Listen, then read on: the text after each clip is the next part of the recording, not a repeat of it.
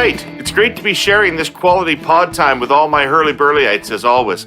We record these things pretty early on Tuesday mornings when I'm typically fresh and ready to go after yet another electric Monday night during the pandemic, which I unrelentingly fill with the same shit I do every other pandemic Monday night.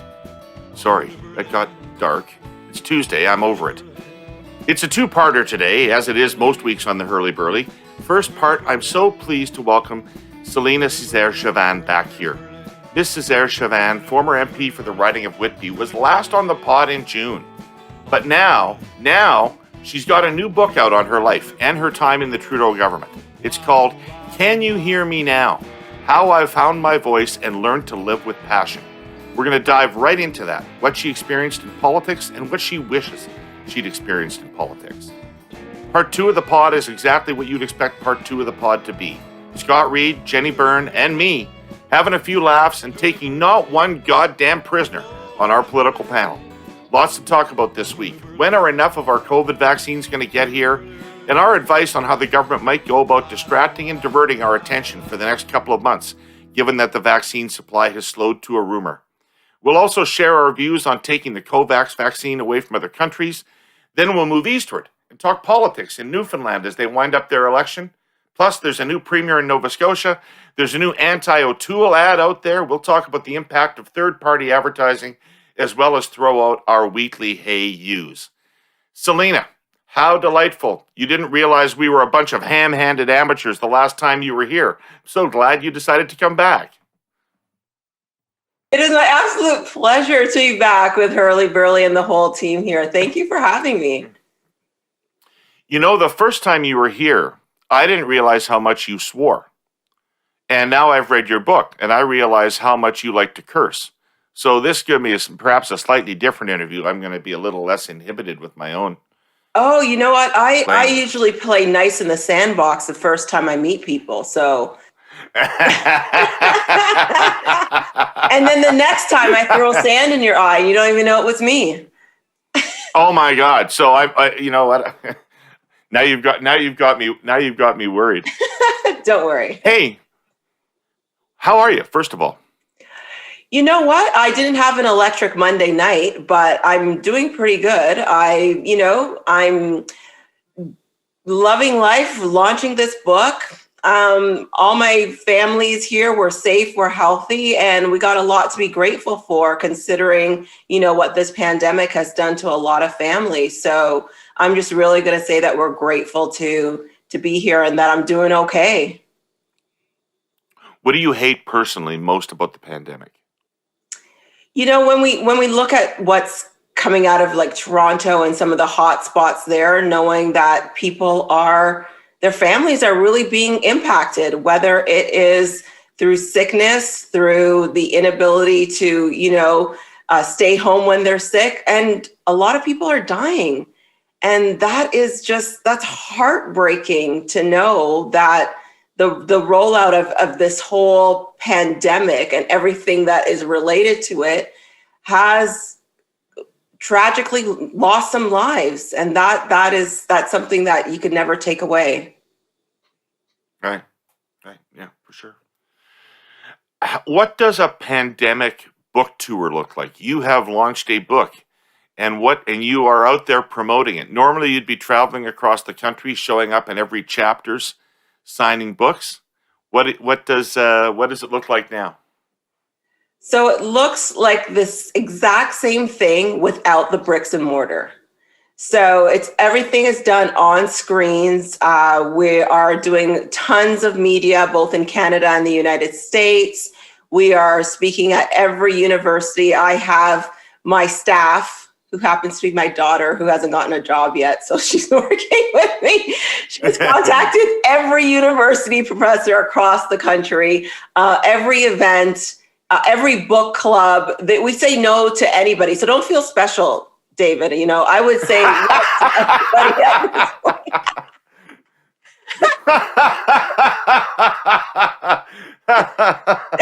Dave, I know for a moment you were like, man, she came back. Man, that's so awesome. But I'm just like, yes. I'll do that. Show what? 2 people? Yeah, I'll do that too. Yeah. I think I knew that. So I'm just going to thank you for being part of my book tour. Thank you very much for being thank you for including us as part of your book tour, however expansive it is. So let's dive into the book. It's not an easy read, eh? No, and it's not supposed to be an easy read. So I could have written a book that was an easy read. I could have written a book that had everything that I've done successful in my whole life. And that may have been an easier read. People would have gotten some lessons from it, but I wanted to really be disruptive in how I wrote the book, especially, and I think especially now, the timing of the pandemic, conversations about racial inequality, all in the backdrop of climate change that has not gone anywhere. We really need to sort of have these uncomfortable conversations. And I think it starts with peeling back the onion on your own life. And that's what I did with this book. That's why I think people are emotionally sort of connected to certain parts of it and find other parts of it really hard to get through. What was it like reliving your childhood? Some of those passages were jarring. Yeah, a lot of the writing that I did, I couldn't get through without a lot of tears. And that's whether it was talking about my childhood or the passing of my grandfather or, my university times, just looking back on a lot of it, even when I'm talking about it right now, puts a knot in my throat. Because, as amazing as some of my childhood was, there was parts of it that were not that great. And the thing to remember though is that it may not be your experience, Dave, when you're reading the book, but a lot of people have those experiences. And in fact, a lot of people that responded to me said, I can't believe how similar our lives are. What does corporal punishment do to your relationship with your parents? I think it really puts a strain on it, right? So, I say in the book, one of the lines I use in the book is that, my mother feared me, but I feared her, right? And what it did for me was make me change the relationship I have with my own children. We don't use corporal punishment in our house. You take a child's phone away from them, it has the same effect. They are screaming, they're running down the street. Oh my God, they're killing me. No, I just took your phone away, dude. Like, calm down, right? But I just believe that it tears so much of your soul that I just could never do that to my own children. And it really made me think about how I wanted to parent differently. What really made me sad was your description of how you felt about your parents leaving you as an infant in Grenada to come here. Is that something that you were aware of in your childhood, your feelings about that, or did your feelings about that come to the surface as you were writing the book? No, I think I was always very cognizant of that. And again, Dave, this is something that is so commonplace. When individuals leave the Caribbean, a child or children are often left behind, mainly because the parent wants to establish themselves, make sure they get housing, a job, things like that, and then bring the child here. You don't want to bring your child in totally unfamiliar climates. You have at least childcare at back home. You don't know if you're going to get childcare here. You come here, you establish yourself. But for me, when I was writing the book, I was really thinking about my own children not being there for their first steps, to change their diapers, to soothe their tears, and the strain that would have happened if I just got my daughter at 2 years old. I gave birth to her, left, and then got her back at 2. Meanwhile, I'm looking after another child. And a couple of years later, I have a new baby. So what happens to the child that showed up? And so that, I think, I've always had that sense of, where do I fit in? Do I actually fit into a space, right? And that's not good or bad, right or wrong. It just is the reality of my situation. Parenting is the hardest job in the world because these decisions that you make have these lifelong implications for other people. Yes. It's always scary to me. Yes. Yeah. You don't get a manual. It's like, you don't get a manual, you don't give birth, and then, they say, well, here's the book, Celina. If you turn to page 25, it'll tell you how to do X. And then page 64, make sure you read that whole thing because that's a really important page. Nobody gives you the blueprint on how to do this right. So even with my own children, as much as I'm different in parenting than my mother was, I think the foundation of how we parent is the same. We have to be sort of really on top of our kids with regards to education, understanding their place in terms of their race, gender, abilities within the context of this country, but also having a very clear sense of wanting them to do well. So my parents came here to do better for their children, their family. I'm here and I want to make this country, either through politics or civic engagement, better for future generations. And parenting is a challenge because you just never know. And I tell people, look, if my children end up in some psychiatrist's office at some point within the next 20 years, blame me. I'm the one that did wrong because I didn't know what I was doing either, right? Do the best you can. So, given that you have already stated that you've done every show in the world promoting this book and that we're not particularly lucky to have you on, I'm going to delve into the politics side of the book because that's, I think, what the expertise of this show is and the unique aspect of this show. So let's talk. I want to start with getting a sense. I think most people, and I was surprised to find out that you were not recruited by the party to run. Yeah. Because you've always seemed like a star candidate to me. And so I had assumed that you were isolated, identified, and recruited to run. And so that's not what happened at all. You decided on your own volition that you wanted to run, and you sought the nomination and secured the nomination without any contact with the party officially whatsoever. Am I correct about that? Absolutely. I made the decision to run, and it was really like that. It was a snap decision. I was like, I guess I would like to try this. And that was it. That was the only decision that I made. So was it really that whimsical, or could you identify some things that you really thought you'd like to do if you were elected? Did you Right. have goals, aspirations at the time? What did you think you would be Right. doing?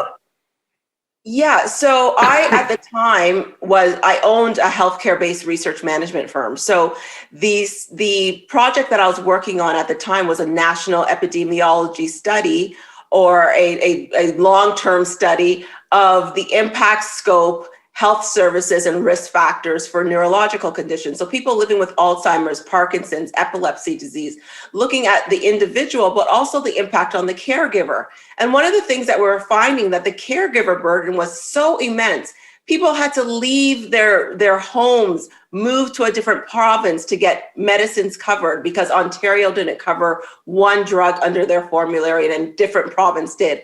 Or they had to get a divorce from their spouse to get services covered. And I thought, there's just no way that in this country that should be people's lived reality. And so that was playing on my mind, really having an investment in brain research, in neurological research, and how it impacts people, and really wanting to go in there to see if we could create some kind of equity around how people's lives are disrupted by not just neurological conditions, but any condition that impacts a family. Okay. And, well, you know what? At this juncture, Celina, we're going to take a break to hear a word from our presenting sponsor, TELUS. And when we come back, we're going to talk about what your experiences actually were like in the Government of Canada and in the Parliament of Canada. We'll be right back. The list of things that would be impossible to do during this pandemic without digital connectivity is a long one. And it includes me bringing you my humble, albeit eponymously named show, loyal Herle Burlyites. Our presenting sponsor, TELUS, has been investing in making digital connectivity more powerful and bringing that power to more Canadians for years now. The fact is, they've been leading the charge all over the country. This is work that gets done community by community, rural, remote, and Indigenous. And it's animated by this thought. There is just no good reason our smallest centers shouldn't have the same access to high-speed internet and its advantages as our most densely populated areas. Here's a case in point, a project that just finished up at the end of 2020. TELUS was able to bring their pure fiber technology to 56 First Nations communities across BC. Haisla Nation, Hatsuel First Nation, Esketem, Tehul, also known as Williams Lake First Nation, to name just a few, now have the tools and technology they need to share in all of the opportunities of living in Canada. Suddenly, remote working has been enabled, so young people don't have to leave ancestral lands. Membership engagement and language preservation is empowered. Local businesses, tradespeople, entrepreneurs, social workers, and artists can reach their clients easily and efficiently, no matter where they live. Online education and remote healthcare are now instantly available too, critical during this pandemic. Life-changing is a term we tend to throw around too loosely, but it applies here. TELUS is committed not only to this work, but also to the continued partnerships with governments, federal, provincial, and Indigenous, to get the work done. You can read more about it at Connecting Canada for Good. Okay, Celina, before we get all negative, because the book's pretty negative about the political experience. Before we get all negative, there are some things that you felt you were able to accomplish when you were a member of Parliament. What are those? What do you when you look back on your 4 years there? Where did you feel you made an impact? So the first thing, and I think one of my proudest moments, was working with Jane Philpott, who was Minister of Health at the time, and really disclosing my challenges with major depressive disorder and anxiety. At the time, I didn't disclose it publicly. I was talking about it within caucus. And, the 2017 budget had a $5 billion allotment for the provincial transfer to ensure that young people under the age of 25 got access to the services that they needed, to ensure that they had mental health services covered. And I think for me, that was really important. I love the brain. I love brain research. So that component of it really was important for me. I think that the next part of it was not really related to legislation or regulation. I could read the bills, I could vote on them pretty much okay. But it was raising awareness on some of these issues, raising awareness on mental illness, especially when we think about communities of color, that it's still taboo to talk about mental illness, never mind the stigma that's associated, right? So raising awareness on some of those issues to talk about, raising awareness on issues of equity, which it seems like I was maybe a couple of years ahead of the curve, that we're really talking about in 2020. We're really having these important conversations about race and racial inequality, and starting to disrupt and have those conversations in Parliament. So I think that, raising awareness on those issues that are often whispered, that are often marginalized in terms of the conversations we have in Parliament, bringing those to the forefront were a couple of things that I was really proud of. Talking about those issues, though, brought you some significant personal grief, did it not? Well, of course, you have a Black female member of Parliament. And as we all know, female members of Parliament tend to get these nasty messages through anonymous avatars on social media. We get it in our emails. We've seen Catherine McKenna have it spray painted on the front of her office building. It's everywhere. As a female, you're going to get it. But as a Black female, I think talking about race was a totally different story. Like, you get this complete nastiness around you can't possibly talk about racism, otherwise you're racist. And I was labeled as one of Canada's most racist MPs. I was gaslit. I received the most hateful messages. I got death threats. My children got death threats. It was a mess. Right. Why do you think Prime Minister Trudeau appointed you his parliamentary secretary after the 2015 election? I can't really answer, that for certain. So I'm going to surmise that after he named the cabinet and said that, the big announcement from the Liberal Party was, this is the face of Canada. And I was very quick to say, no, it's not. There's a lot of different ethnic groups missing, but there's no Black people in there, right? So unless we are not part of Canada, like, I think you got something wrong. And I said that publicly. I was very vocal about that. And, again, coming into politics as someone that's particularly naive about what you're supposed to do within the political system, criticizing your party in their first glorious moments, not something that people should do. But I did that, and I really think that the Prime Minister either thought, well, here's an opportunity to keep her a little bit quiet by putting her as parliamentary secretary, to fill a gap that we didn't fill by placing her as parliamentary secretary as the only Black female member of Parliament, or three, actually put me there on merit. I'm going to go with the earlier two, and be more keen to insist that the earlier two were why I was placed in that position, because I was a Black female and the only Black female member of Parliament out of 338 members. Right. So it was symbolism. They gave you, according to you, nothing to do. Well, you know what? So not according to me.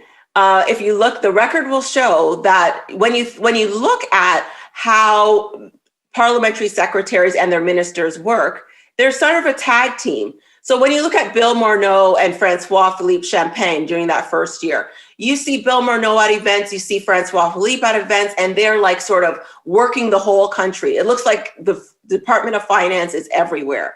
When you look at myself and the Prime Minister, especially on international events, I attended 3 international events. And they all had to do with the Black community.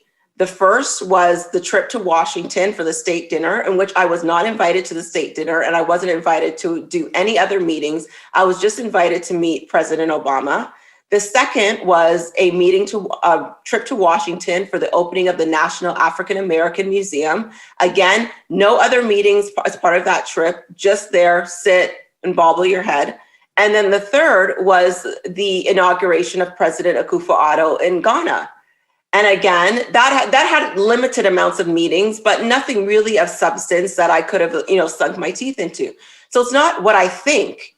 That is actually what happened. And those 3 events were really Black focused. And at that point, it wasn't just tokenism.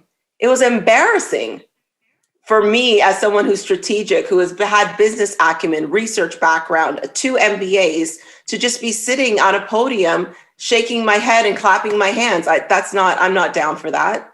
So I resigned from that position. Right. Was your experience unique to you, or was that a common experience for caucus members who were not in cabinet? Other PSs, for example. You said in the book that you became a bit of a guidance counselor to other PSs, that you did a lot of research into what PSs were doing and what a job could be for a parliamentary secretary. What did you learn about how the government works that way?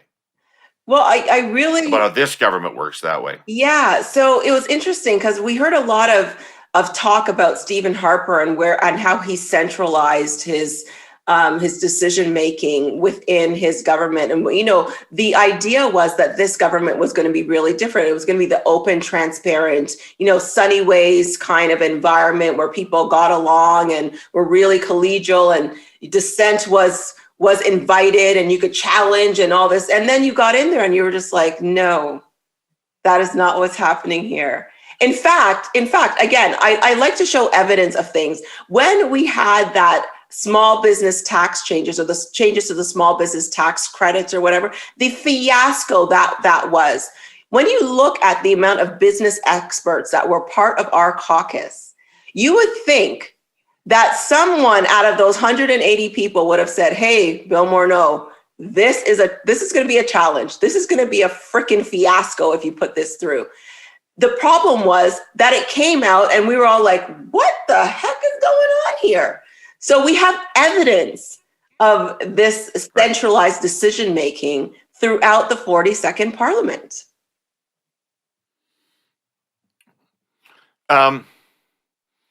So in your observation of politics, have you come to the conclusion that they were wrong to run it the way they run it, or that they could never run it the way they promised to run it?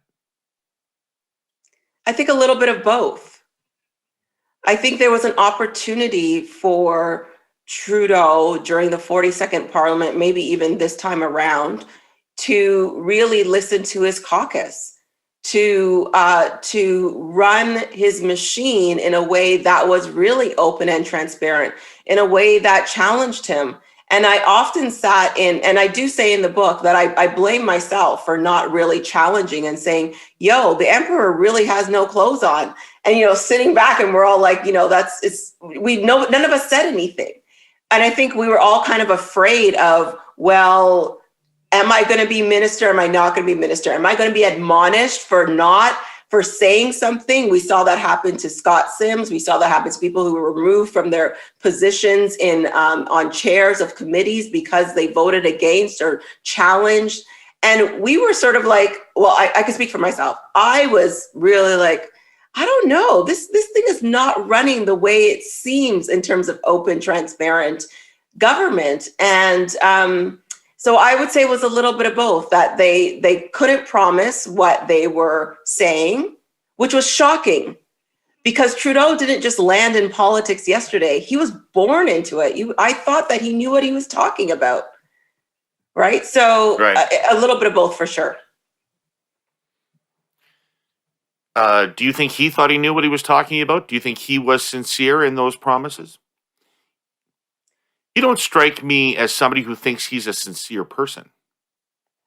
I think he made these promises not realizing what he was getting into, which is troubling for me because he was born in this.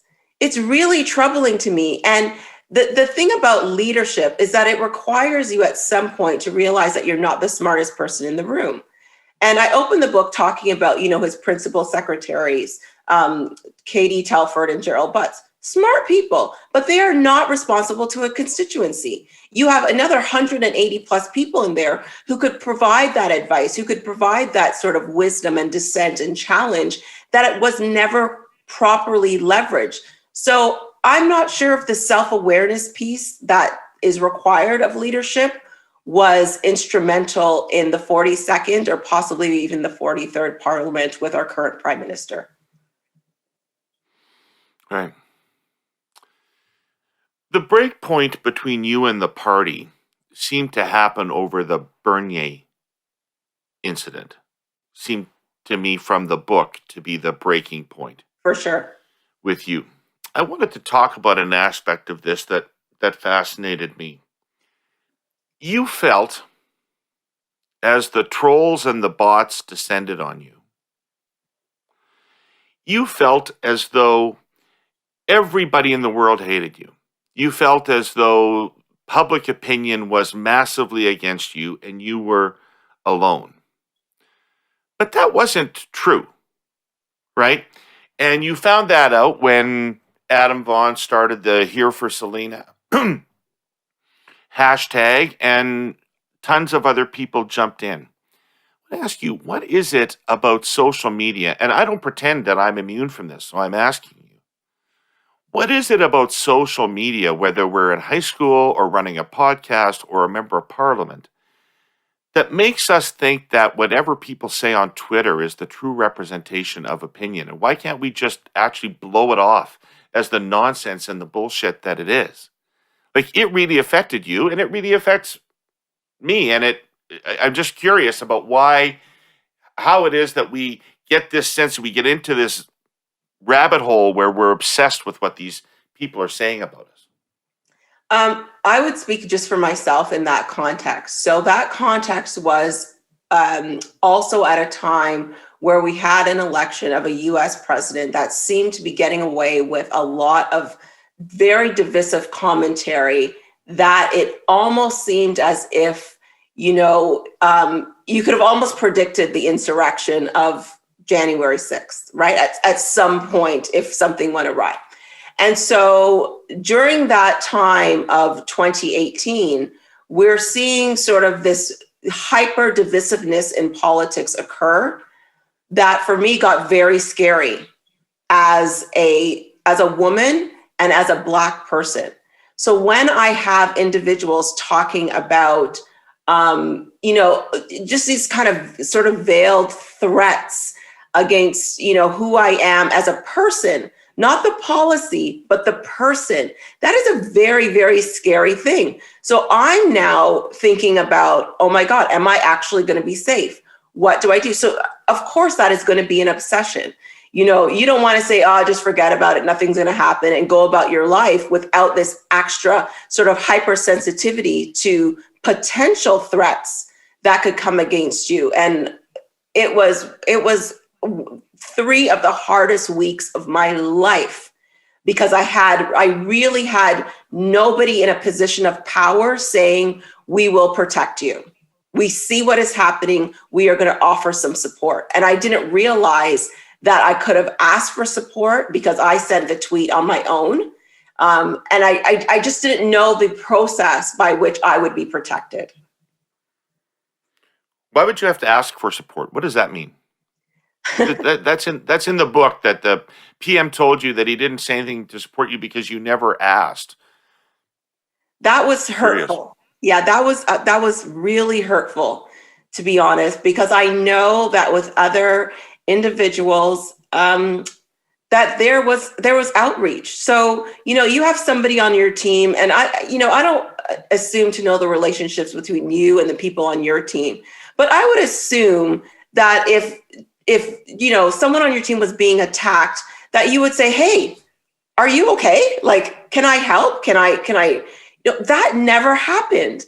How do you remain part of a team where you are working hard, people are seeing that you're doing the work that you're asked to do, but on top of that, you're being attacked, you're being dragged, and you just don't say anything? And the interesting thing about this, David, and I want to be very clear, because people are going to say, well, Celina, what do you think? The Prime Minister has time to just call you because, you're being dragged on social media?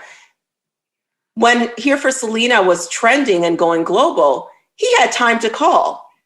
So it's not that he didn't have time.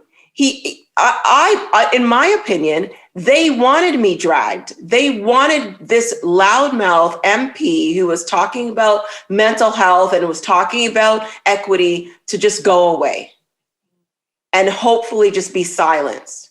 So if there was the capacity to do it on one side when things were really good, why couldn't you do it at a time when you knew in that 3-week period that I really needed the support? So why would they have wanted to drag you? What lesson were they trying to teach you?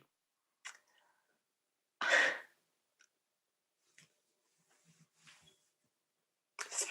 Oh, I'm sorry, Celina. I'm really sorry. Oh my God, I'm so sorry. I wish I knew. I honestly wish I knew what lesson I needed to learn, what they were trying to do, because I love my job. And I didn't get into politics because I wanted to do better for myself. I live a life that has a certain degree of privilege. I'm not demanding repeal of mandatory minimums because I have a criminal record. I'm not demanding equity because I live in a low socioeconomic status. I'm talking about things that are going to make Canadians better. And so I don't understand what they were trying to teach me, other than to say that you need to, and I think at the end of the book, that individual that came to talk to me that said, figure out what liberal you're going to be, figure out, whether you're going to get on board and just follow the party lines and stop this, sort of saying what you want to say thing, which followed the liberal messaging, right? Diversity is our strength, add women, change politics, but not too much. We really wanted to add women, like maintain the status quo. We really wanted to add women just for the window dressing. Well, if that's what you wanted, you should have just said so. But nobody told me that. And so, they leave me hanging out to dry. And what am I supposed to do? So I don't know what lesson they were trying to teach. You might want to ask JT that question. Don't suspect he's coming on, Celina. I should tell you, also seen the face that you saw at the end of the caucus meeting when you were talking to him. I have myself seen that face, so I know it. The Prime Minister. You have a consistent critique of him for not living up to his language on things like diversity and inclusion and the other progressive ideals. You know that he is in a lot of he's in a lot of trouble with a lot of voters who consider him too woke, who consider him too preachy about those things, too in your face about these uncomfortable issues. Yeah. If you were to look at, for instance, why he's doing badly with middle-aged and older men, that would be in large measure why. Well, how often are you going to talk about something? He should be. I mean, this job is not about talking about things all the time to make people feel that you're woke. It's actually, you're going to do stuff or you're not going to do stuff. This whole idea of, add women, change politics. Like if I heard that one more time, I thought I was going to puke. Diversity is our strength. Okay, dude, we get it. So now are you actually going to apply these principles to what you're doing? When the speech from the throne came out, he said that he was going to apply an intersectional feminist lens to reopening after the pandemic. Dude, what does that mean? Like, don't just say words you don't know what it means. Like, you actually have to follow through on some of these principles. And it seems to me, especially when he's talking woke about equity, that all he's doing is talking or writing things down. He's not actually executing on anything. And that is a problem. And if you think it's a problem to just older men, it's a problem for me. Stop talking about it and do it. Stop performing and get to work. Okay. Last thing about him. The last question about him. Yeah, last question about him is that when he called you to ask you to delay your announcement that you were not going to seek re-election. As I read your description of that, the stunning part of it was that he started off with a self-interested request for you to delay for his timing purposes. He did not start off by trying to persuade you to change your mind, which even if he wasn't sincere about that, would seem like the appropriate way to start the conversation. That doesn't sound like a guy who has the EQ that we assume Justin Trudeau to have. Oh, God, thank God you said it and I didn't. Absolutely. 100%. And, the naive part of that conversation, and probably why I was so pissed off by the end, was that I expected him to say that. I expected him to say, hey, Celina, man, I heard you're not running. Darn it. I was really hoping that you would stay. Or, thank you for everything that you've done. maybe you would reconsider. Instead, I get no, sorry, I cannot have two powerful women of color leave the caucus on the same day. What the? And then, and so after that, I say to him, look, I hope you could understand the impact these last few years have had on my family. Not today, not tomorrow, but at some point, just understand the impact. Again, gaslit, death threats, being sued, all the stuff that is happening.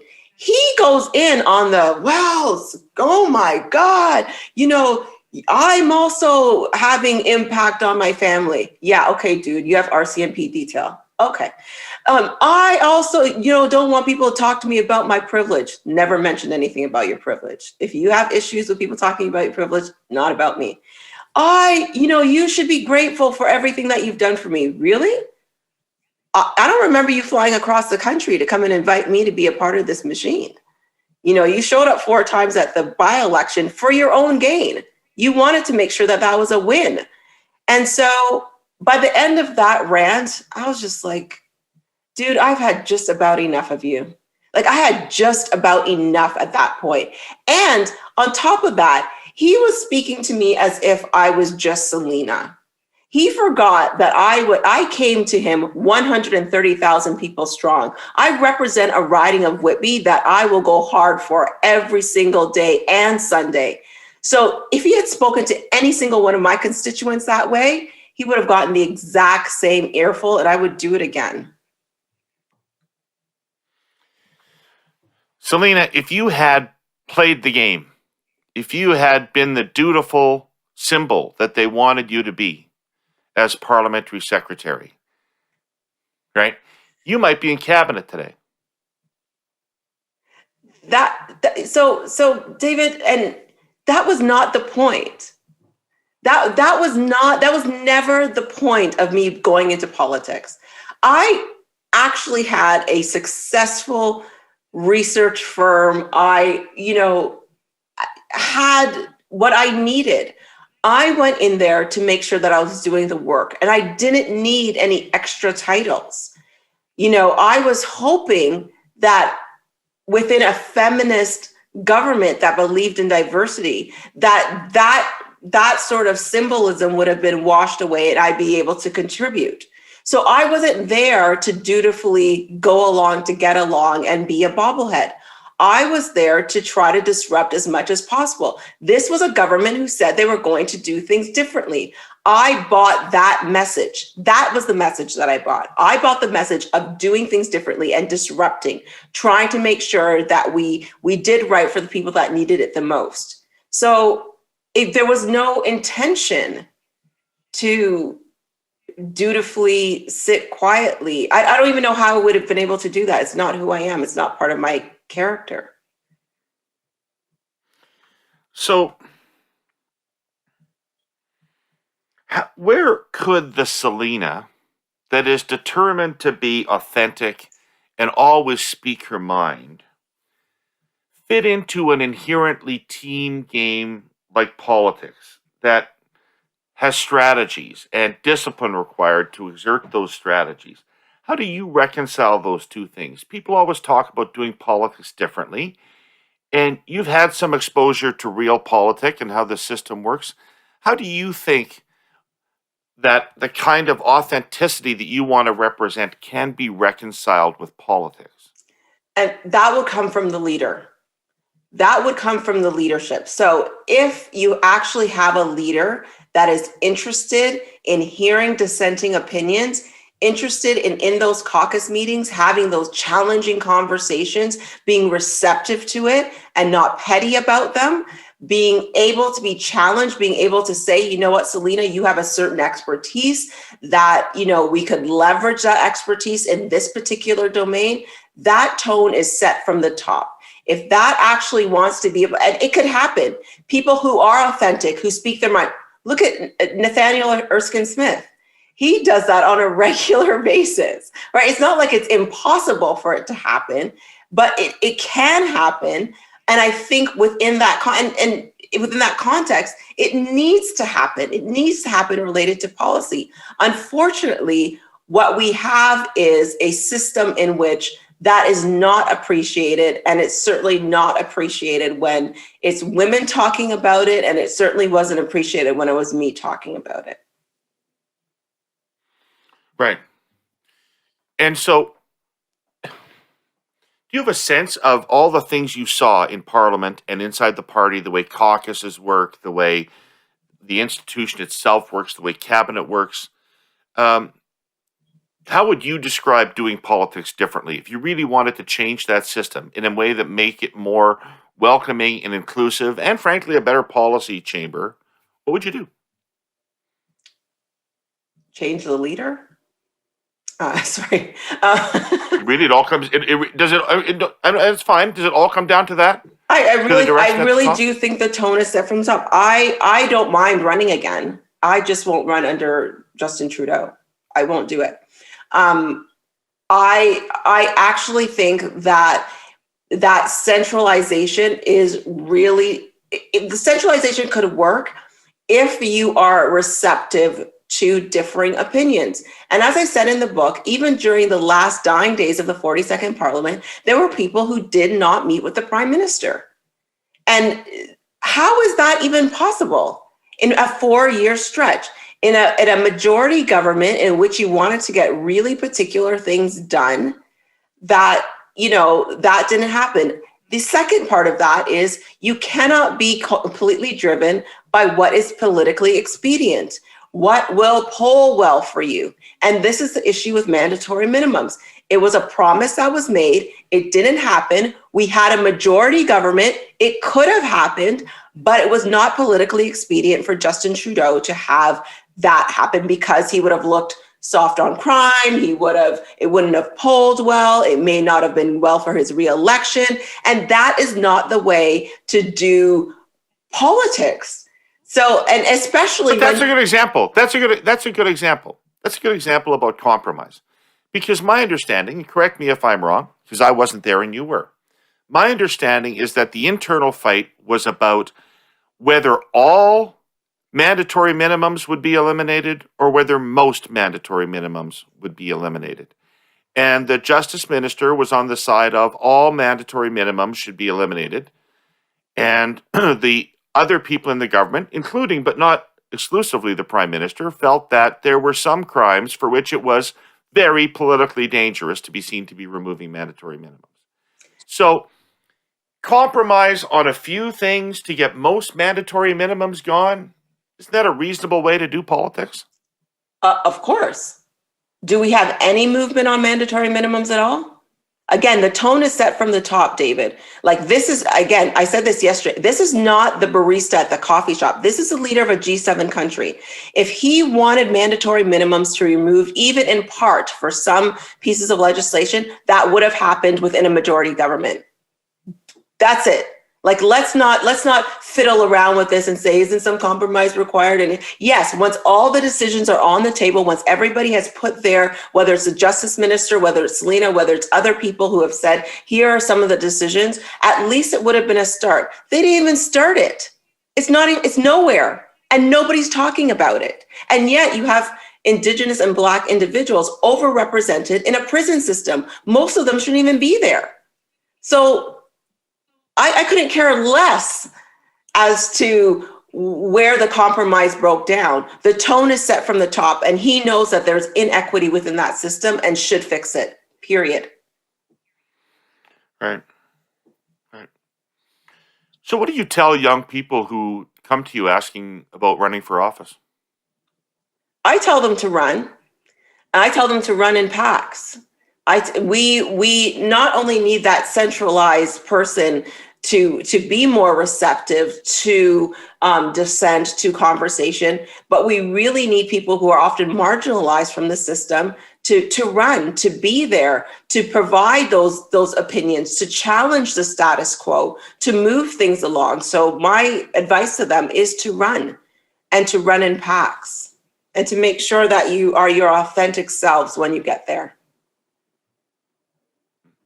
Interesting. Just off politics for a second, although it's not completely off politics. Like you, I have depression and anxiety issues.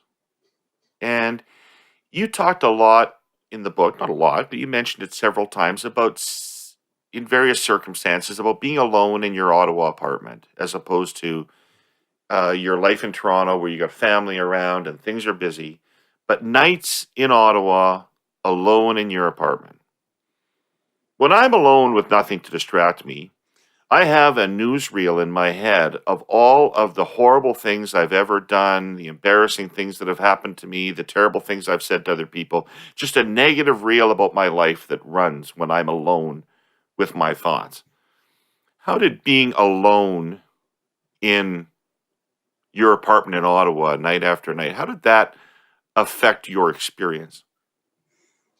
So I would say, most nights usually I'd have dinner at the Whalesbone on Elgin, and then I'd go home.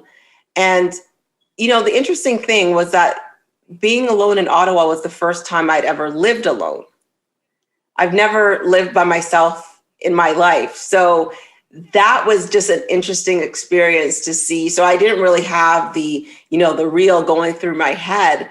I just try to enjoy being, having that alone time, just being by myself.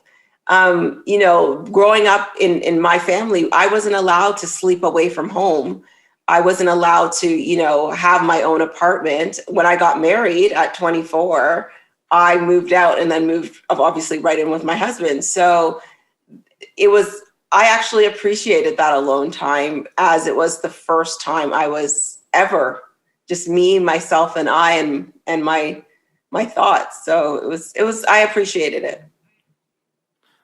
So it was a clarifying time for you. It was a lot of that time alone. Yeah, it was really, and I would think that a lot of the thoughts that came into the book, a lot of sort of the recognition of, my childhood and how, steely my mother was, and how it sharpened me, how she grew me up, allowed me to be this independent person, how all of my mistakes had come to bear, like right in this moment where I was advocating for people and not afraid to, sort of use my voice.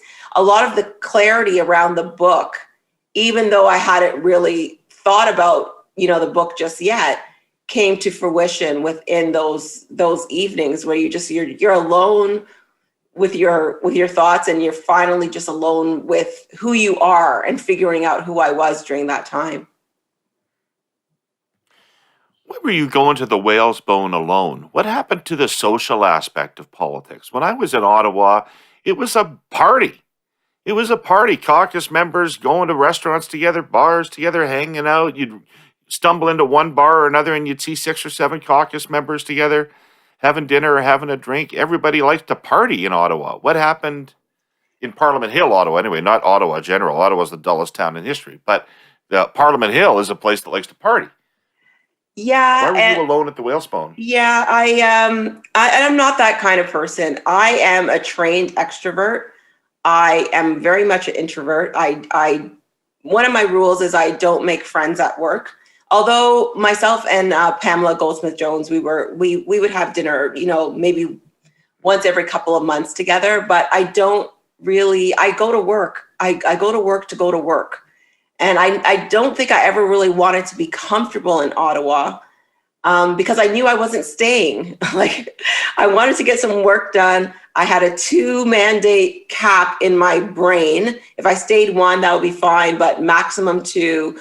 I never really wanted to get comfortable. My apartment was never furnished. And I went to the furthest spot that I could find that had good food so that I wouldn't run into people. And that was the Whalesbone, because I walked everywhere. I didn't have transportation. So I'm an interesting character, David. But that's part of that's part of politics, socializing and building relationships. That's part of getting the work done. It is. And when I needed to, I would socialize. When I needed to, like during the day, I would be at, in the parliamentary restaurant or at the bar there. And I would socialize with, as many conservatives as I did liberals and things like that. But When it came to like my downtime, when it came to my evenings, I wasn't into like, drinking back a few beers, and that's just not my thing. I don't do that.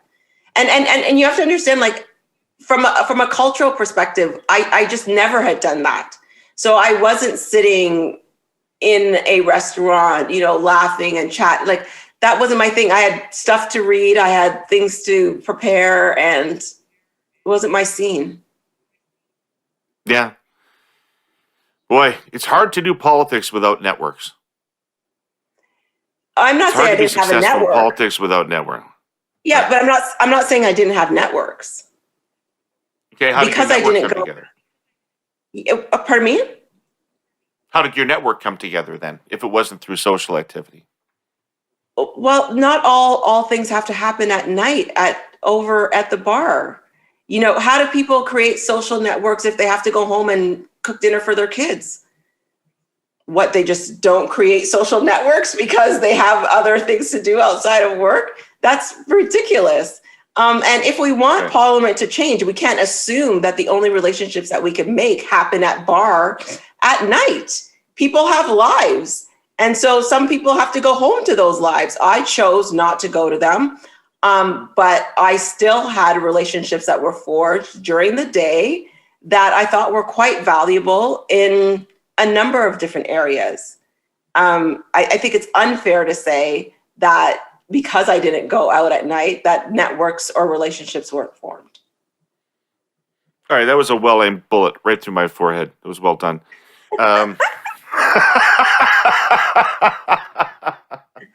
But we want to change politics, but we want to play by the rules that had existed for the last 100 and something years, where men showed up. Well, they worked for me. And they ate. They worked for me.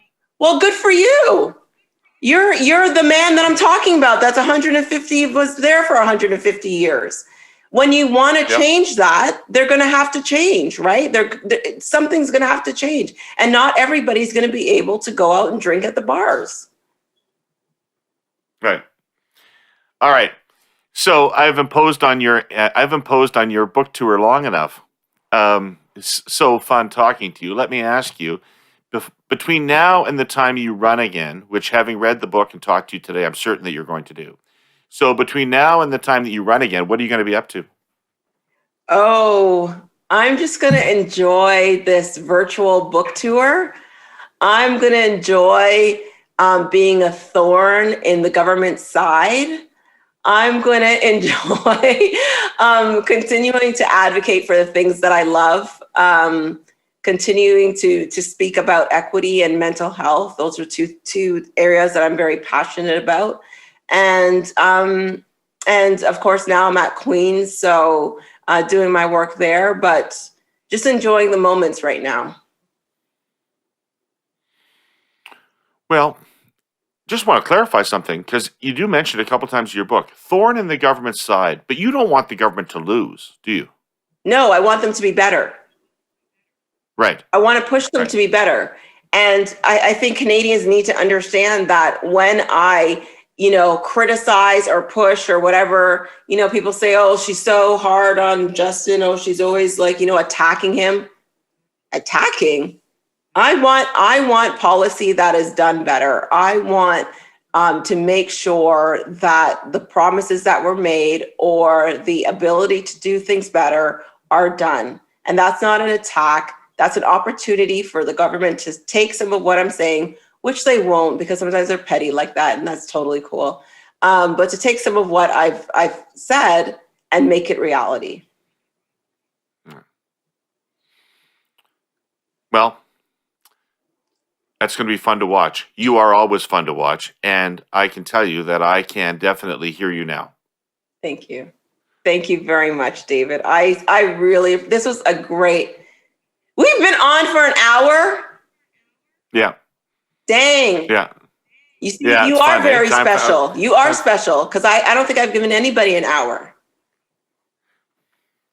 Well, it flew by. You didn't even realize it. Thank you. And I do feel special. I do. So, I love being on this show. Thank you. I love having you on. It'll happen again, I'm sure. Yes. Okay. Thank you.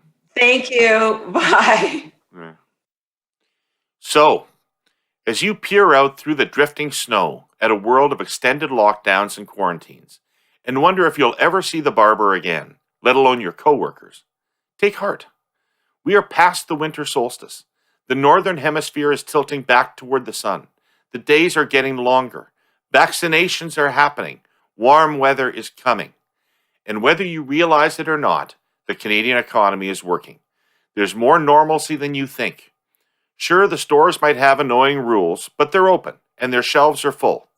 Our institutions are working and the trains are running on time. Our sponsor, CN, makes that happen. And CN can blushingly take credit for keeping you fed, too. Last week, for the 11th consecutive month, CN set a new record. It moved 2.95 million metric tons of Canadian grain and processed grain products from the prairies to destinations east and west. There's no way to describe that but good news. And there are two reasons for it. Our grain farmers know what they're doing, and CN has been willing to spend the kind of money it takes to help them grow. In the past 3 years, CN has spent over $10 billion on track, locomotives, and cars, including a new fleet of high-capacity grain hoppers. All this shall pass, people. Meanwhile, remember, our economy stands on rock-solid pillars. The railway is one of them. Hey, Scott, Jenni, another week. We're back. How are you? It's good to see you. Good to see you. Great. How are you doing, David? I'm all right. Actually, I was a little under the weather this weekend. I had a bit of a cold, I think. You think? But I know Scott says I'm not allowed to say that I have a cold without going to some army barracks and getting quarantined. Wrap you in plastic and wait till now. the pandemic's over. Okay, David can come out now. Oh, he suffocated. Well, there are victims of public health. Are the kids back at school this week, Scott? No, fuck. No, they're not. No, report cards came in though. So they got. You get report cards that act like the world is normal, right? Like you're like, okay, here's geometry, and then here's dance. Like I thought that was good. Online dance class and getting right. It's like, Sam's, doing all right, but he doesn't seem to be as strong on his left leg, and we'd like to see him concentrate more online. It's like, and we could see your dad drinking in the background. Please put a halt to that. Those report cards are unreal, right? They're just like, Ben needs to apply himself more in math, and you people need to respect some standard of getting dressed in the morning.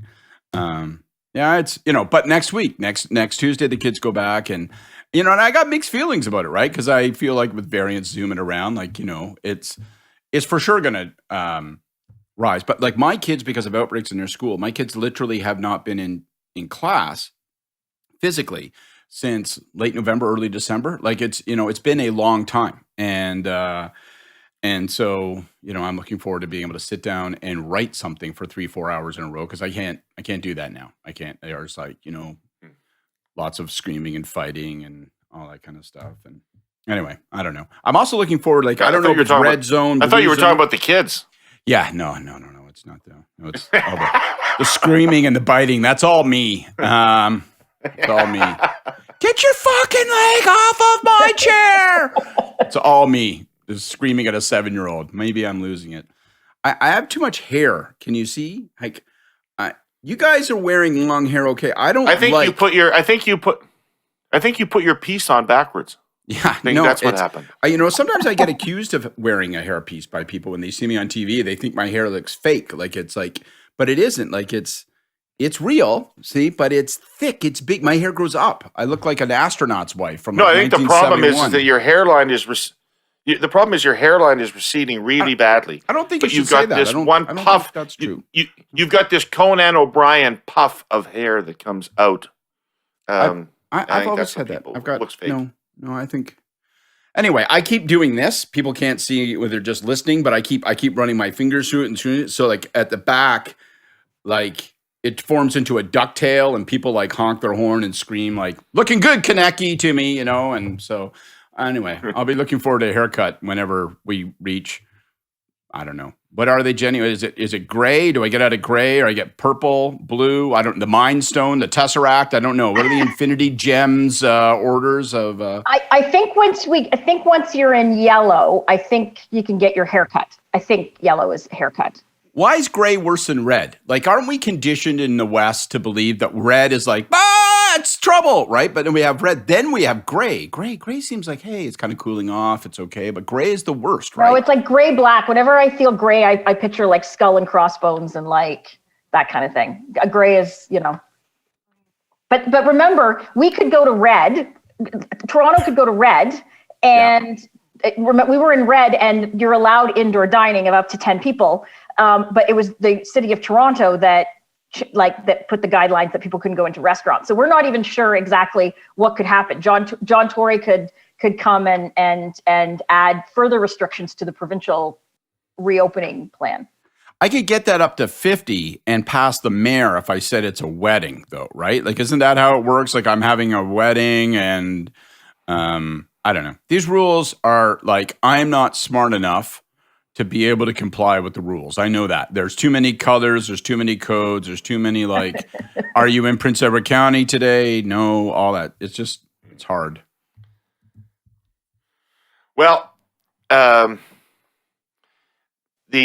with all the variants around, as they announce the reopening, shouldn't they also at the same time announce the date of the next lockdown? That's right. And the Undertaker's convention. Don't forget that. The variants. The variants they say are more contagious, but there's no evidence that it's increasing hospitalization. That the variant strain increases hospitalization. The people that are affected by the variant the most are the same people that have been affected by COVID, which are people 65, especially 70 and over that get COVID with comorbidities. Yeah, I don't mean to be gloomy, Gus, but that's today's variant, right? Next week's variant, right? Less transmissible, but for sure kills you, right? And it's just, if you don't like this variant, just wait for next week's model. It's going to be like, iPhones. Like, oh, what's the new variant? Like, oh, I just unpacked it. Oh, this one kills on touch. Too bad, I'm gone. Like, I am joking aside. I think the variant issue. Yeah, we can be reassured that it hasn't increased fatality rate so far, but doesn't it tell us that variants are going to be a part of our lives going forward? And it means that COVID is going to mutate and, every 15 months or 6 months, I don't know, whatever it's going to be, you're going to end up in a situation where public systems are going to have to adapt and you're going to have to say, all right, well, we're going to actually have to discern, manufacture, distribute a new version of this, RNA vaccine and get it out to you because we need one that's, beats this thing. Like, it's going to be a perpetual kind of and the thing. flu vaccine changes every year when people get it as well. Like the viruses mutate, and this goes into the conversations we've been having for 11 months now on COVID. Is that governments don't seem to be adapting to the fact that it seems obvious to most people that there are going to be variants, there are going to be a mutation of these viruses, and we have to learn to live with it. It can't just be perpetual, as you said, Scott. It can't be, we start to open up the economy, we let kids go to school, and then 2 months later, we're like, all right, we're shutting everything down again. This stop-start cannot continue. And if you look now, you see we are almost one of the only jurisdictions that are actually doing that now in terms of the start and stop in Canada, Ontario specifically. If you look elsewhere, people are coming up with various locations are coming up with different ways that they're actually going to handle this moving forward. And there's different extremes. You've got the United States, which is for the most part opening up and going as normal as possible. You've got Australia and New Zealand that have very strict border measures, even for citizens that are entering the country. So there's different ways that countries are doing it, and there could be a big debate as to which is right and which is wrong. But the fact of the matter is they are evolving how they're actually handling this. Right. So the big news, though, about COVID remains this week: vaccines and vaccine availability. And we are moving into, in February and March, we're moving into the treacherous period for the government that we've talked about several times on on this pod, which is we're going through a period of time when other jurisdictions, notably the United States, will be vaccinating at a much faster rate than Canada is. It's currently the case. The government's under a lot of pressure about it already. It's going to get worse. So let's put ourselves in the position of the Prime Minister's office. In this circumstance, what do you do over the months of February and March, if you're assuming that at the end of March, a bunch of vaccines come and they continue to come and everything's going to be okay? If that's your assumption, what do you do to get from here to there without bleeding to death?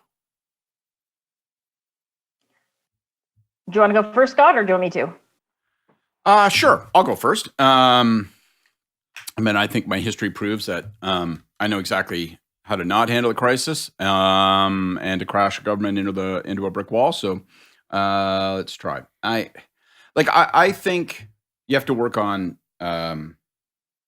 I think it's a really interesting. So I'm working from this assumption based on your question, David, which is that you don't have. There's no Deus Ex Machina fix that just pops up 2 weeks from now. So you got to get to April essentially, and let's assume for the sake of discussion that vaccines start to roll in large enough quantities that at that point people maybe aren't paying as much attention to how other countries are doing. They're now like going, oh wow, people they're starting to roll out in larger numbers and all that kind of stuff.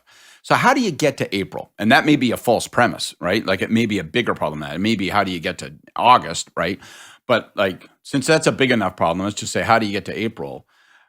I think if that were to happen, they'll be defeated in the House and on the hustings. That's right. I think before that's right. before the end of it. So how do you keep yourself afloat and not, really take it in the throat for say the next 8 weeks, just for the sake of discussion? I think a couple things. I'd start with what I wouldn't do. Right? I think people always talk about what they do. I think one of the big important things to keep in mind when you're in government is what to not do, because doing things that are bad sometimes is way worse than not doing something. And so I think one of the biggest mistakes I've seen a government make, I think anywhere since this pandemic began, was the decision on the part of the federal government. And I don't know, I'd be fascinated how it came about, but to say that it was going to tap the COVAX facility and withdraw doses from it. And I think that maybe someone was thinking, how do we stick handle our way from a day-to-day basis? And maybe this will be here's a source of supply sort of good news bit without thinking about how it was going to play out. And it played out terribly. It confirmed, I think, by way of news, it confirms that there is a fundamental failure occurring. It did something that's really unhelpful for this government in that it splintered the debate. So far you've kind of had a debate where most of the center and the left have been in one spot. There's some folks that are out on the margin saying, you shouldn't be doing this, roll back stuff faster, get people back.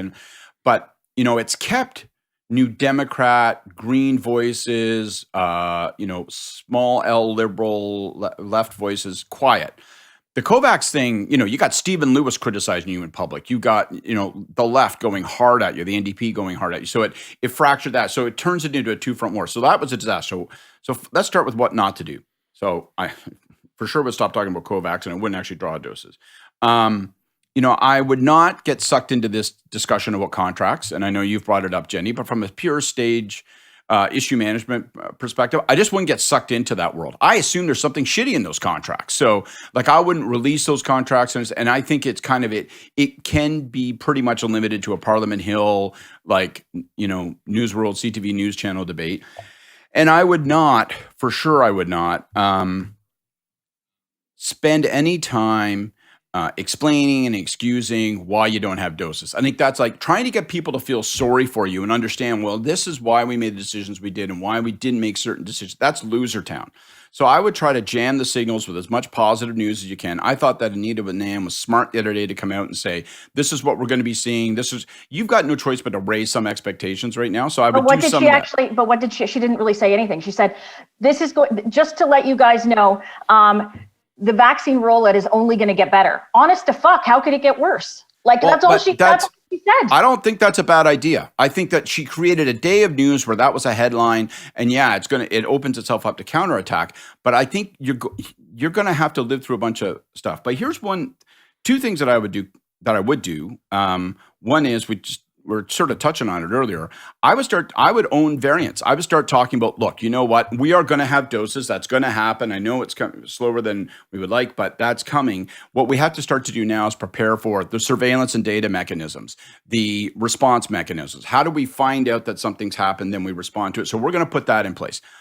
That's not a perfect answer. These are things to try to that actually do need doing, and that might peel off 30, 40, 50% of the news hole that's otherwise 100% dedicated to why have you fucked up vaccines. And I would bring in a budget in the first week of March. I would bring in a budget, and I would do a budget the way we used to do them, to be blunt. I would bring in a budget. I would announce it 10 days in advance. I'd say we're going to do it. I would leak what we're going to be doing, various bits and stuff. Try to generate a news track around a budget. Talk about that budget. Talk about, 50% of the expenditures of the $100 billion fund. Talk about those things. You've got to include announcements on vaccines, obviously, because it can't be a faint past at all. But try to see if you can chew up 10 days of, picking off news bits about a budget, deliver the budget, then roll it out and do some joint announcements. Put stuff in there that's relevant to public health. Put stuff that's relevant into, we're going to do the following to try to if you had a retail business that went under, right? Here's what we're going to do in terms of financing you. We're not going to make you come up with collateral you don't have. We're going to make this possible for you. I would start doing stuff like that just to see if you can, A, all those things need to be done, and B, generate enough news that you take half of the shitty news off of your plate and try to stumble your way through the boundary line that is April, and then you hope that Anita and Ann is correct and that there are doses arriving in large numbers. So I know that's going to, if the challenge is how do you manage, I would do things like that, and I would make sure I wouldn't waste a lot of time in getting caught up in a backward debate about here's what the contracts are and here's where we fucked up. I just don't think you're going to get any credit, and I wouldn't contribute to that news hole. I completely disagree with you, Scott. What you're suggesting is what this government's been doing for the last 2.5 months on vaccines. They either come out and overpromise what they plan to get, because it's obviously that wasn't in the contracts, or to your point, they would have released them, or they try to throw shiny baubles in front of people and say nothing to see over here. So that's what they've been doing, and it hasn't worked, and it hasn't worked because Canadians are looking, for example, south of the border. 42 million Americans have been vaccinated. They're up to $2 million or 2 million people a day that are getting vaccinated. That's the entire population in Canada that have actually received the first doses. More people have gotten the COVID vaccine in the United States than actually that actually got COVID since the start of the pandemic. That's the problem. How would you manage it if you were stuck with the problem? Okay, but I'm getting there. I let you finish. You interrupted me once, actually. That's true, but you're a little more long-winded than I am normally. So anyways, what I would do is, okay, so let's take the government at their word that we are going to receive the vast majority of our doses for both Moderna and Pfizer by the end of March. We're getting, this week we got no Moderna, we got 70,000 Pfizer, which is much lower than what the case is. So if I'm the government now, none of your issues management that you have done up to date is working. And if the contracts are true that we're going to receive a big, massive millions of doses by the end of March and at the end of March, which seems like probably it's the case because they keep hanging their hat on. By the end of Q1, we will have our doses. So if that's the case, I'm actually pivoting, and I'm not. And you are now making a plan going, guys, you're going to the provinces. You're actually saying, we are going to have this many doses the last week of March. And you're pivoting to basically go into actually logistical planning on how you're actually going to get those rolled out to the provinces to ensure that if they're landing in provinces on March 31st, April 1st, they're actually starting to deliver the vaccinations to whatever age demographic that there has. So I think this issues management of trying to change the channel, it's not going to work. So they might as well come clean and say, everyone, this is what you can look forward to. In a month and a half, on the last week of March, the vaccines will come in, and that is when we will be able to start doing some mass vaccinations of the most vulnerable, because it's just as countries start to vaccinate. There were photos out of Israel today of of teenagers getting the vaccination. As this happens, I don't think there's any amount of small business relief programs that are going to take away from the fact of what Canadians are seeing around the world. So that's what I would do. So Jenny, can I pick up with you for a second there? Because I think I agree with you that the common government strategy of firing one announcement a day out the door to try to divert the media from the vaccine story is unlikely to work. We tried it. We tried it provincially with Kathleen when we were drowning in hydro prices, and tried to do distractive stuff to divert the media, and it's not very effective. They see through it. Mostly your announcement doesn't get covered, is what happens. The budget feels like an interesting idea to me, and I'd been thinking about it before Scott raised it. I don't rely on Scott for all of my ideas. I'd been thinking about this. Not technically true. The question is, does the budget, because it's so big, accomplish a major diversion of public attention and media attention away from the vaccine rollout? Or does the sourness around the vaccine rollout poison your budget, which needs to be an important part of your moving forward, moving on story?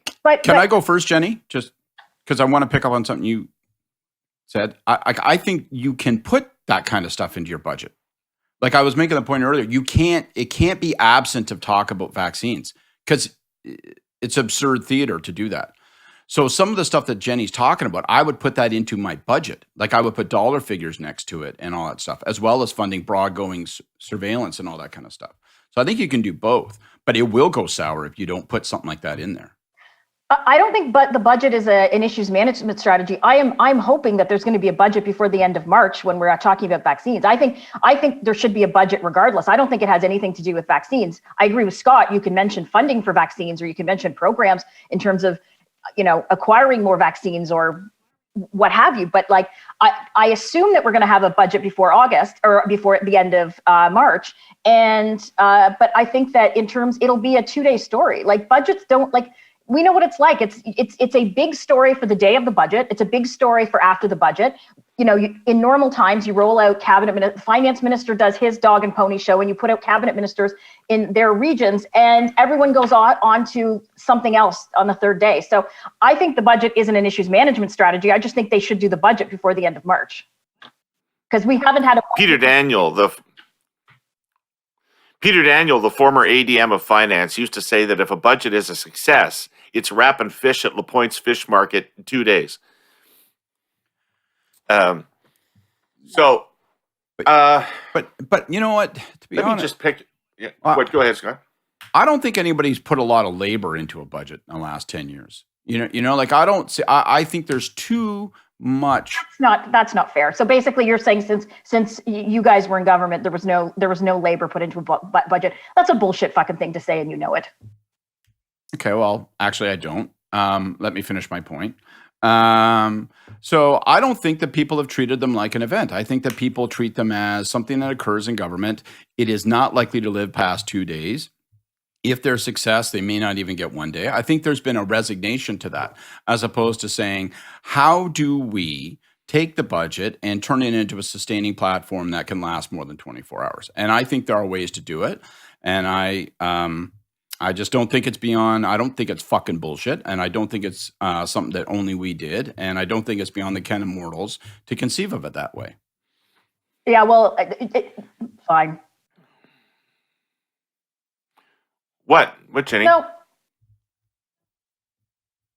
That's fine. The budget will be a giant distraction. The budget is a necessity because this government has not had a budget in the last 2 years. It's a necessity. We are a G7 country who has spent billions and billions and billions of dollars since the start of this pandemic. So to say this is an event or to say this should be a comms exercise is completely missing the point. This government, the Canadians deserve for them to have a budget. It has been 2 years. Okay, hang on. For Christ's sake, but if you were making the call, let me finish. Sorry, I want to say this. Like, the exercise is we're in an issues management nightmare. Okay. We're asking ourselves, what would we do if there are no vaccines? And so how would you manage that? And no, you don't treat the budget as just a communications exercise and try to be transparent. And that's not what I'm saying. What I'm saying is that if you put real stuff in the budget, that it gives you an opportunity. And if you roll it out with some heft and muscle, and if you anchor it with some stuff about the pandemic and about the current, funding vaccines now and funding surveillance and response to variants going forward, you can make it salient to the real needs now, the real needs in the future, and you will generate some news and you will burn some of those days up. I'm not saying, and it would be stupid to say, oh, just make it a bullshit communications exercise. That would be lame. And I would hope that none of us are so lame that we just think that.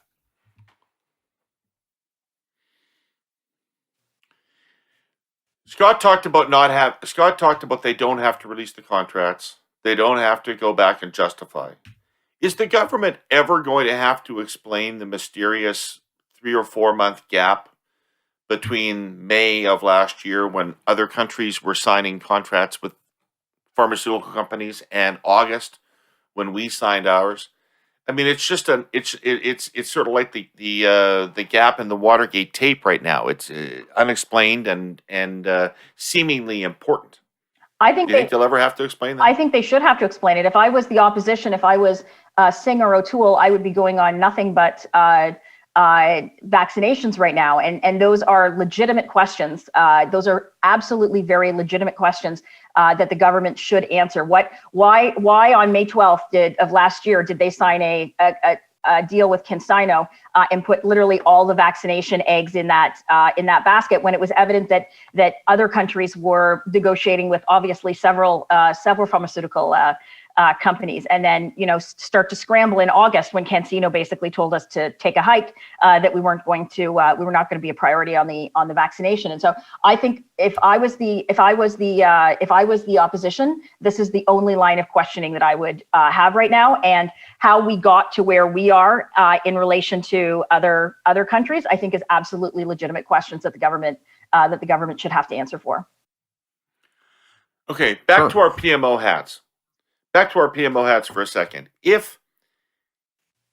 Given all that we know, given what the facts are, if you were to roll the clock back to the fall, how would you change the government's pre-positioning on vaccines? Well, I probably wouldn't have been as triumphant in terms of what Canadians can expect. But I think that take even the way the comms aspect of it, I think that how they manage this internally seems to be a mistake. And I think we've seen this in other issues with governments at both levels, provincial and federal, is that everyone was so captivated on the day-to-day that there was no forward planning and midterm planning. There was no long-term planning. Back in March, April, when it was evident that this was a virus, and pharmaceuticals started talking about that they were going to be producing vaccines, I would have taken a whole team of people within the government and said, you guys go, and all you care about are vaccines. You find us deals, you talk to pharmaceuticals. I don't want you watching the news. The day-to-day, the programs we announce don't mean anything to you. You're not coming to the daily rollout meetings. What we want you to do is just make sure that we have vaccines secured and we have a vaccination plan, work with the provinces, work with other countries. And I don't think that was. And it's the problem of governing solely by issues management. I think it could be understandable for the first 2 to 3 weeks that we were in this, but by April it seemed evident that this was not going to be. We're going to be at home for 2 or 3 weeks to flatten the curve. So I think fundamentally the mistake back in the spring was the spring, not the fall. That they should have had a team dedicated to long-term planning in terms of the pandemic response. I think, for what it's worth, I think I agree with that. Your question was, what would you have done different in the fall, David? I don't know enough. We don't know that there wasn't a team that was assigned like that. We don't know that those kind of labors weren't. Maybe there wasn't. But my guess is that by the fall, it was too late. If we look at the problem that we're confronted with right now, in terms of where we're at in the queue for the arrival of vaccines, that I think what I understand is that problem didn't occur in the fall. By the fall, it was too late. That was a spring problem. So Right. I don't know what you could have done in the fall. I think I would not have changed the way they handled December, because at December they looked like they were really just about to fall over the edge there, and they managed to deflect and distract and scrape their way through. But was that not just that short-term gain for short-term pain? Like that. So they got through December, but it's actually making things worse for them now. I don't know if it's making Because worse they left things kind now. of a false impression, right? They left the impression. Yes.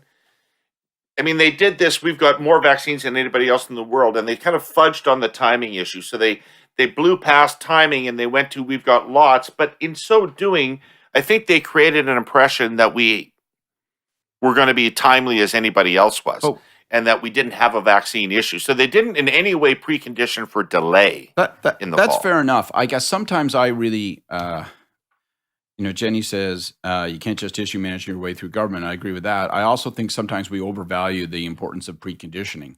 I don't think our problem now is that expectations were raised by the government in December. I think our problem now is that the doses aren't here. And I think the doses not being here would have been as big a problem.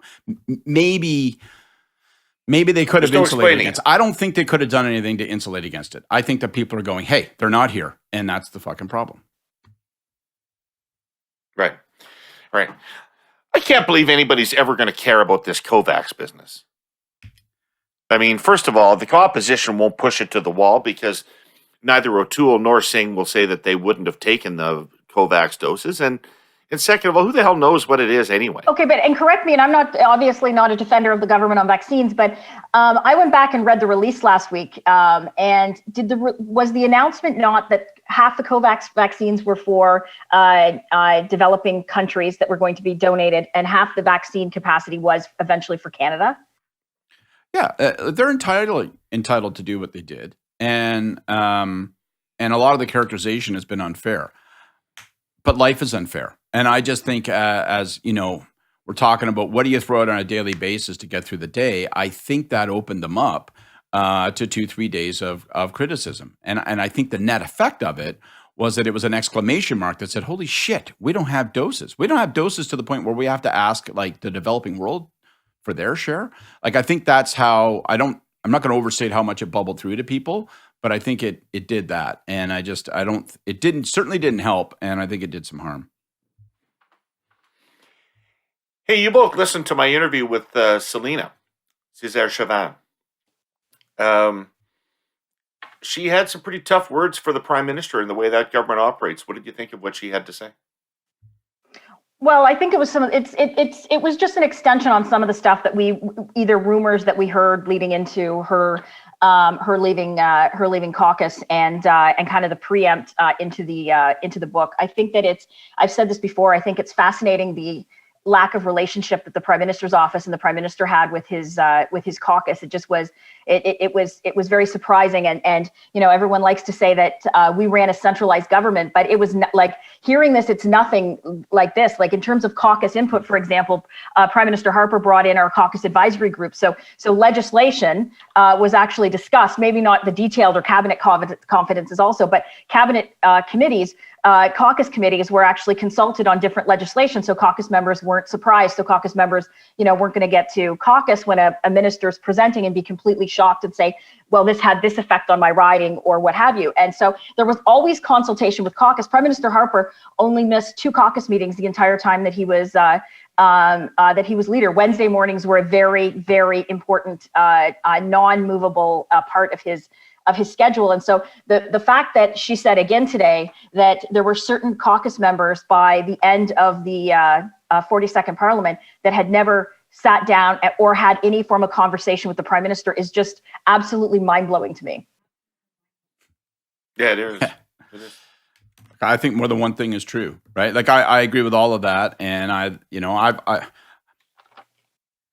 I've always assumed that Trudeau has a much different approach to caucus management than what we all encountered. It's just like inconceivable in the world in which we operated under Paul. I think even under Chrétien too, who sometimes got panned for being a little aloof from caucuses, just it's not the same. So I think that registers.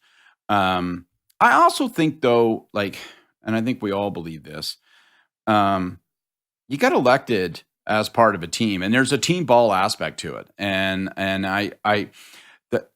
some of the intensity with which she speaks makes me feel like I think she may have overestimated how much it was about her, how much like,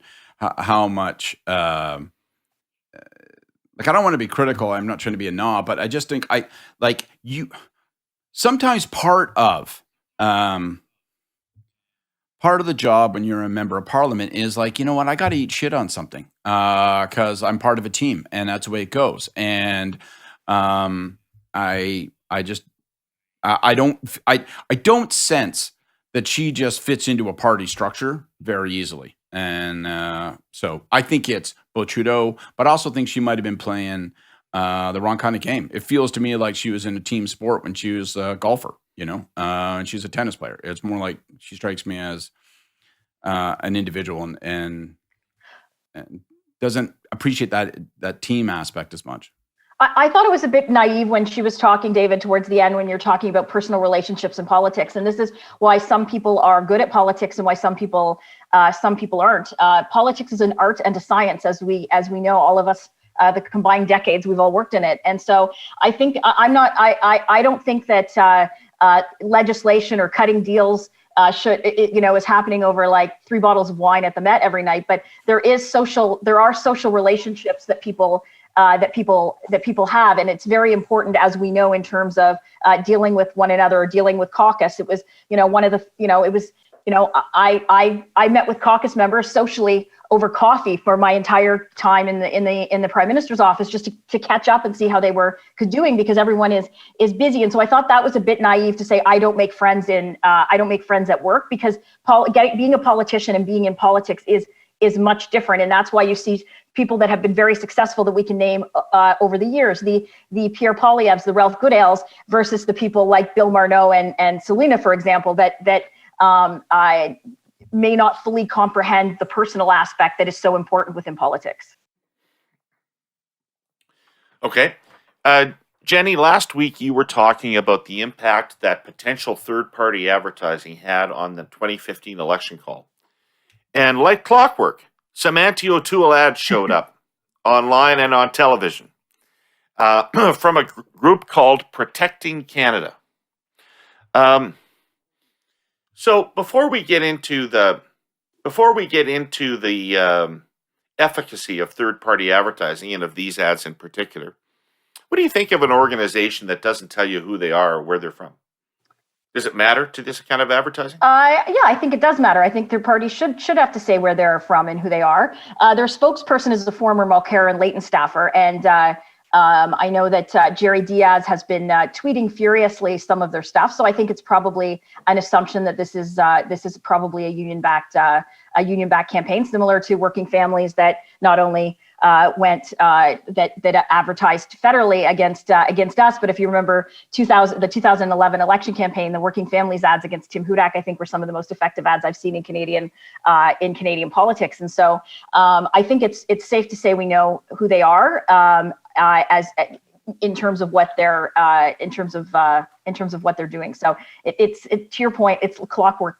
These were to be expected, because a lot of people assumed in the last 3 months that we were heading into a spring campaign. I think for the reasons we talked about last week, I think that the vaccination role has kind of changed, probably even if the Liberals thought as to whether they wanted to go or not. But I think there was a common assumption among some that they were looking at going. So this is why I think the ads were dropped in the last week. Right. What do you think about the practice generally, Jenni, of third-party advertising? Well, I think third parties have the right to advertise. I'm not. It's potentially maybe something that there should be more scrutiny. I know under the act that is changed in 2018, they have to release, of course, their spending limits, and they have to release their donors up to 3 months prior to an election campaign. That's under the assumption, of course, fixed election dates. Minority parliaments kind of put a wrench in this. But I think if there are going to be third-party advertising. I think it should be a little bit more transparent on the groups, and I would really like to see some conservative third parties step up and start to counter the unions and what they replicate what the unions have done on the other side of the spectrum, because the unions have done this very well over the last 10 to 11 years. It's interesting you say that, Jenni, because you're right. It's been for years and years, it's been the unions that have been doing this work largely. But I first saw it, I think, that my first exposure to third-party advertising was in the 1988 federal campaign when the business groups got involved in the free trade debate. And there were business third-party organizations that were advertising. I wonder why they dropped that. They've never come... They've never come back to anything like that. Scott, have you seen these ads? Do you think they're effective? I think they're okay as far as efficacy goes. I think the most important thing is that they're there. Like, I think they're a blunt instrument that's sort of, meant to just kind of pound away and try to chip some support down and, force a response. So, do you make them spend some money to fortify, do their own ads, which it looks like they're rolling out a little bit of. I don't know if that's just like a token thing that's online. So, but I'm not the kind of person that says this thing has to be shut down and I'm against it. I would love to see it not become like nonstop constant campaign either. Like, I would be uncomfortable with that future, but maybe it's an inevitability. I think I really strongly agree with Jenni, though. This circumstance highlights an idiosyncrasy with the regulatory approach that we've got, which is, disclosure. You got this 3-month window, but if you don't know when the election's going to be because you're in a minority parliament, then that's a pretty big loophole that's being exposed, and I think it needs to be fixed. Like, I think that it is entirely fair ball to put these things on, but I think it is entirely obligatory that who and how it's funded should also be disclosed, no matter whether they're coming from the left, the right, or the man in the moon. I just think there should be transparency on how it's getting done.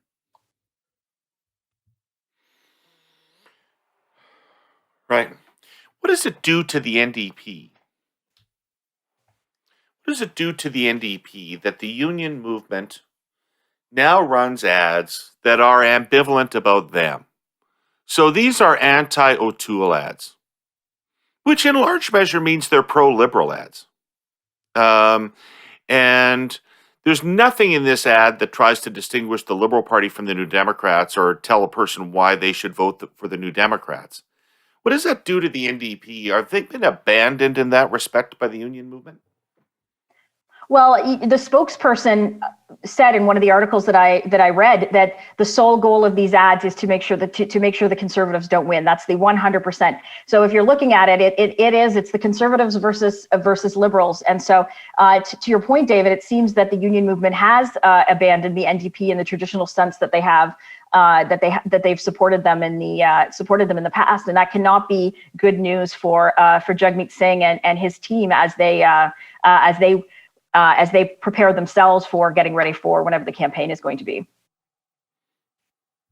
I think it's a really interesting question that you pose. Like, I thought one of the most interesting things, maybe the most interesting thing about these ads, when you get past the question of who's behind them, was the reaction of O'Toole. Where O'Toole and the Conservatives talked about these liberal ads. Like, I thought, like if you're Jagmeet Singh, you go, Jesus Christ, man. Like, they're all liberal ads. Come on, but they benefit the liberals. And I think it's interesting, I assume the reason it's that way is those that seek to organize it and put them together come from the NDP movement proper. But in order to do it, they need the resources of the unions. And the unions say, look, man, the only way we're reaching into the wallet is if they're agnostic on the question of who. We're just focusing on who not. And so, they have to hope for a scenario where they look like they're the more likely alternative than the liberals. Well, when the liberals are in government, that just isn't going to be the case. So I think it is damaging to them in a weird way, not in a weird way. I think it is explicitly damaging to them. I think it is, to a degree which you can get anybody to think about that, whatever your message is in the ad, you're making them think either for O'Toole or for Trudeau. I don't find a lot of room for Singh in that message. And I've had a lot of people message me, Conservatives. I was just going to say, I've had a lot of conservatives message me over the last week that they hope this will now this will stop Aaron going out and praising Jerry Dias publicly all the time. That this will blunt that. Well, it to my mind, it completely vitiates the NDP strategy. The NDP strategy, as long as I've been alive, has been to portray the Liberals and the Conservatives as the same thing. Two peas in a neoliberal pod, and that the NDP are the difference. And so for the unions to come out and run ads that say the Liberals and the NDP are the same, it's the Conservatives that are different, is just a gutting of what the NDP always try to communicate to Canadians. Hey, let's run through some things quickly. There's an election in Newfoundland this week. People might not be aware of it because it is not being that interesting or scintillating an election campaign. Most people out of Newfoundland probably know about it only if they saw a cute ad from Ches Crosby about why his kid wants him out of the house. There's two cute ads. There's another one at a restaurant now. Oh, is there? Okay. But those are terrible ads for 1 week left to go in the writ. Just terrible ads for 1 week left to go in the writ, in my view. But in any event, nobody thinks the government's going to change out there, right? Yeah, I don't think so. So anybody think the government's going to change? No. No, listen. I think that Andrew Furey is going to win. I think Crosby seems to have run a much better campaign than he did the last time. He might have had a different outcome in the last time, or picked up more seats when he was running against Dwight Ball. But Furey he's new, he's fresh, he kind of has that Kennedy look to him, like he's handsome. But I think that in terms of the ads, I think part of the strategy on those ads, David, where they're doing what they can to save Chess's seat, which might be a factor that they have. So it's been a very low key campaign. The government hasn't really wanted to talk about anything. Chess has run as I said, a fairly decent campaign. But the issue right now is Newfoundland. So the issue leading into the Saturday vote. So it's another Saturday election, the same as what British Columbia did. So the issue leading into the vote on Saturday is that there has now been what in Newfoundland and Labrador they consider an outbreak. So there's been 29 cases of COVID in the last 2 weeks because this was they were relatively spared from any form of first outbreak. There's only been 400 and some on the that have received that got COVID for deaths. So there's actually people out this week talking about how they have to how they should look at canceling Election Day because of the outbreak. So, but I think they're going to proceed, and I think that you're probably going to see the Liberals return, but with a majority. I assume so. I don't have a ton to add. It's really difficult. I was going to say it's part of the reason the campaign is unexciting is because nobody can promise to do anything. Like that place is in real trouble. Like that place is in real trouble. Like you couldn't have a credible platform that said, we're going to build a bunch of new hospitals or we're going to build a bunch of new schools or anything like that. I mean, they are in, that place is in tough. Wow. And the Muskrat Falls thing is just an anchor.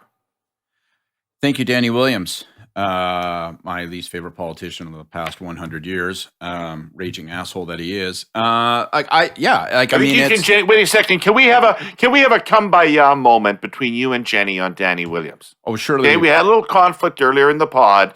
Can you both come together and wrap arms around what a dick Danny Williams is?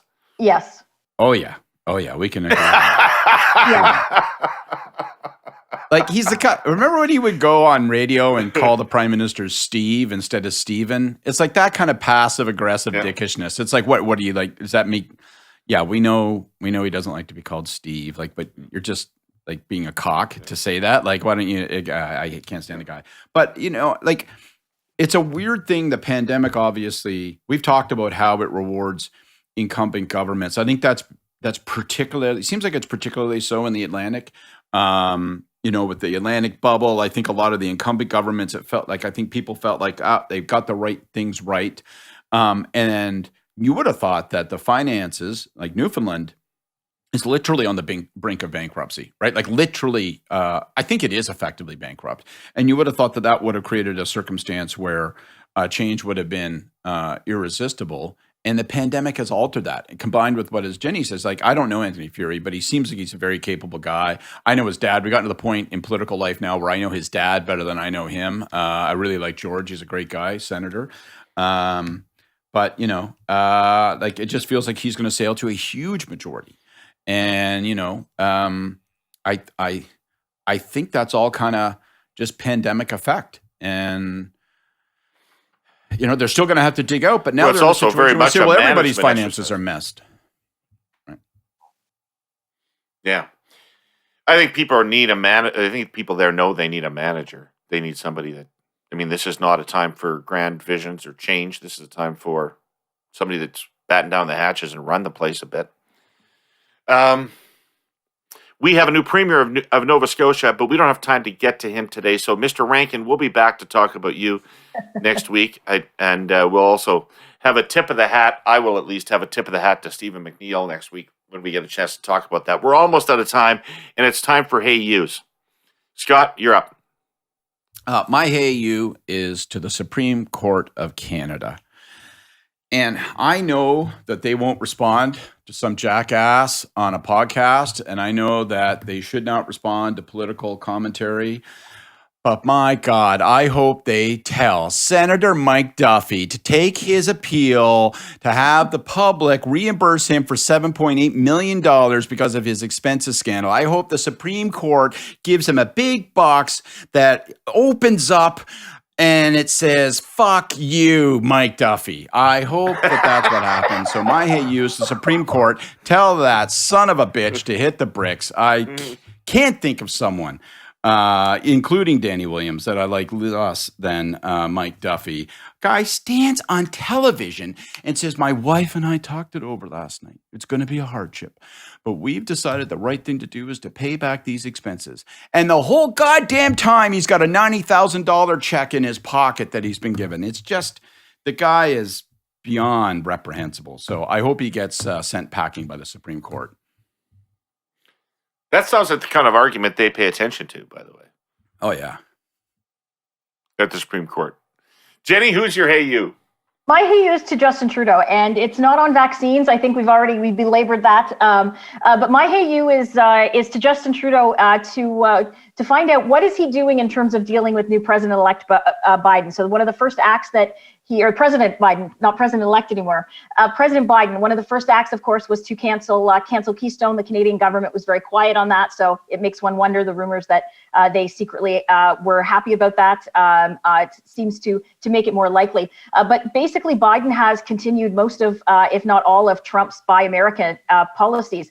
He's got an American-only plan for vaccines, which I don't blame him for. And many state legislatures are now passing Buy America PPE legislation within their state capitals, within their state legislatures. And so I want to know what everyone was expecting, that the relationship between Canada and the U.S. would harden, because you'd have Biden and Trudeau, who are more succinct in their thinking and got along better. But it seems that in terms of dealing with Canada, especially on trade issues, there's absolutely no difference between President Biden and former President Trump.